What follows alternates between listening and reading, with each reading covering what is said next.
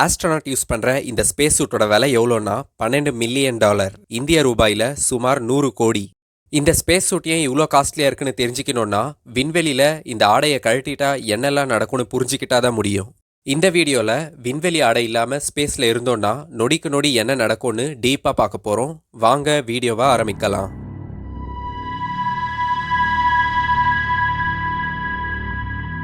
பூமியிலிருந்து 400 கிலோமீட்டருக்கு மேலே இருக்கிற இன்டர்நேஷனல் ஸ்பேஸ் ஸ்டேஷன்ல இருந்து ஆஸ்ட்ரானட் ஒருத்தர் விண்வெளி ஆடை இல்லாமல் வெளியில் வராருன்னு நினச்சிக்கலாம். இப்போ முதல் விஷயமா அவர் உடம்புல என்ன நடக்கும்னா கடைசியாக சுவாசிச்சிருந்த காற்று இம்மீடியட்டாக வெளியில் வந்துடும். ஒருவேளை காற்றை வெளியே விடாமல் மூச்சை அடக்கி வச்சிருந்தா நுரையீரல் கிழிஞ்சிடும்.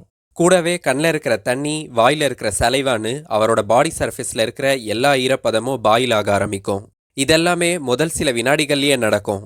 ஏன் கடைசியாக சுவாசிச்சு வச்சிருந்த காற்று ரொம்ப வேகமாக வெளியில் வருதுன்னு ஒரு எக்ஸாம்பிள் வச்சு பார்க்கலாம். ஊதி வச்சிருந்த பலூனோட முடிச்சை ரிலீஸ் பண்ணிங்கன்னா அதுக்குள்ளே இருந்த காற்று ரொம்ப வேகமாக வெளியில் வரும். ஏன்னா பலூனுக்குள்ளே ப்ரெஷர் அதிகமாகவும் பலூனுக்கு வெளியில் ப்ரெஷர் கம்மியாகவும் இருந்திருக்கு. அதாவது காற்று எப்போவும் ஹை ப்ரெஷர் ஏரியாவிலேருந்து லோ ப்ரெஷர் ஏரியாவுக்கு தான் மூவ் ஆகும். இப்போ இதே தான் ஆஸ்ட்ரானட் உடம்புலையும் நடக்குது. நுரையீரல் அப்படின்ற ஹை ப்ரெஷர் ஏரியாவிலேருந்து காற்றே இல்லாத லோ ப்ரெஷர் ஏரியாவான ஸ்பேஸ்க்கு ஏர் உடனே மூவ் ஆகுது. சரி, நுரையீரலில் இருந்த காற்று ப்ரெஷர் டிஃப்ரென்ஸ்னால பேலன்ஸ் ஆகுது. ஆனால் ஏன் கண்ணில் வாயில் இருக்கிற தண்ணியெல்லாம் கொதிக்குதுன்னா அதுக்கும் அந்த ப்ரெஷர் டிஃப்ரென்ஸ் தான் காரணம். இங்கே கொதிக்கிறது அப்படின்னா தண்ணியெல்லாம் பபிள்ஸா, அதாவது கேஸாக மாறுதுன்னு அர்த்தம்.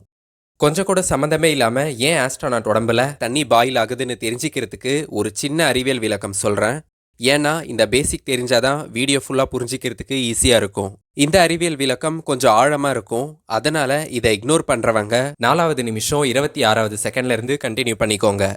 சரி, இப்போ தண்ணியை வச்சே ஆஸ்ட்ரானட் உடம்புல நடக்கிற இந்த ப்ராசஸை எக்ஸ்பிளைன் பண்ணுறேன்.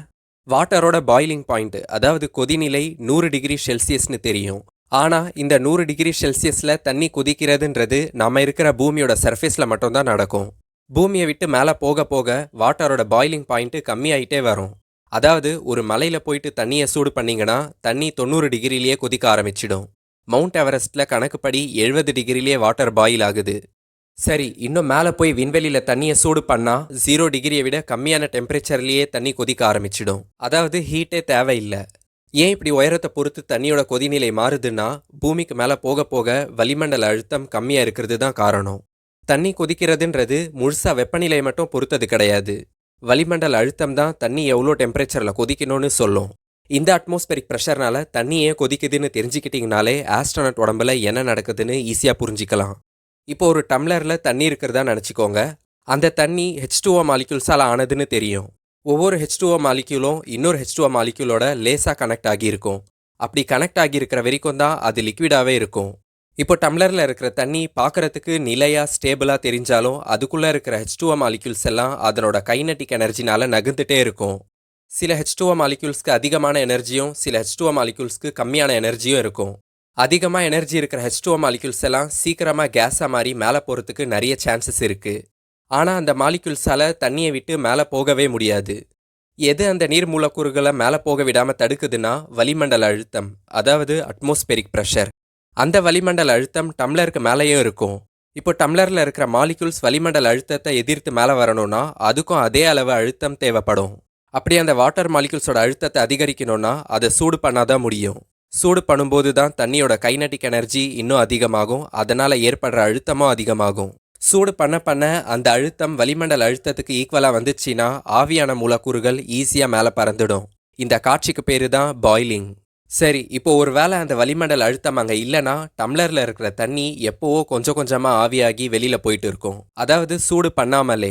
இப்போ இதே தண்ணி சூடு பண்ணாத கதை தான் ஆஸ்ட்ரானட் உடம்புலையும் நடக்குது. அழுத்தமே இல்லாத விண்வெளியில் அவரோட தண்ணி ஈஸியாக ஆவியாக மாறிடும். ஆவியாக மாறுதுன்னா பபிள்ஸாக வெளியில் வருதுன்னு அர்த்தம். இப்போ நான் சொன்ன பாயிண்ட்ஸ் எல்லாம் சில நொடிகளையே நடக்கிற விஷயங்கள். அடுத்து அந்த ஆஸ்ட்ரானட் உடம்புல என்ன நடக்கும்னா ஈரப்பதமெல்லாம் போனதால் ஆஸ்ட்ரானட் ரொம்ப எக்ஸ்ட்ரீமலி ட்ரையாக ஃபீல் பண்ணுவார். அப்புறம் பார்வையெல்லாம் பிளராக தெரியும்னு சொல்கிறாங்க. இதுவும் நொடி கணக்கில் தான் நடக்கும். முதல்ல அங்கே காற்றே இல்லை, அப்புறம் எப்படி அவர் உயிரோடு இருப்பார் அப்படின்னு கேட்டிங்கன்னா எம்டி ஸ்பேஸில் டெத்துன்றது உடனடியாக நடந்துடாது. 2லேருந்து 3 நிமிஷம் கூட ஆகலாம். அந்த டைம்குள்ளே நிறைய உயிரியல் மாறுபாடுகள் நடக்கும். அந்த மாறுபாடுகள் பற்றி தான் இப்போதைக்கு பார்த்துட்டு இருக்கோம். அடுத்து காற்று, அதாவது ஆக்சிஜன் இல்லாததுனால ஆஸ்ட்ரானட் தன்னோட சுயநினைவை இழந்துருவார். கடைசியா ரத்தத்துல இருந்த ஆக்சிஜனும் பாடி டிஷ்யூஸ்லயும் பாடிக்கு வெளியிலயும் போயிடுறதா சொல்றாங்க. அதே நேரம் பிளட் சர்க்குலேஷனும் படிப்படியா கம்மியாகும். இங்க கவனிக்க வேண்டிய விஷயம் என்னன்னா, உடம்பு தடுத்து நிறுத்த முடியாத லிக்விட்ஸ் மட்டும் தான் ஆவியாகி இருக்குமே தவிர, ரத்தம் உட்பட மற்ற பாடி பார்ட்ஸ் எல்லாம் உடம்புக்குள்ள தான் இருக்கும். ஏன்னா அந்த பாடி பார்ட்ஸ் எல்லாம் ஸ்பேஸ்ல போகாம பாதுகாக்கிற வலிமை மனிதனோட தோலுக்கு இருக்கு.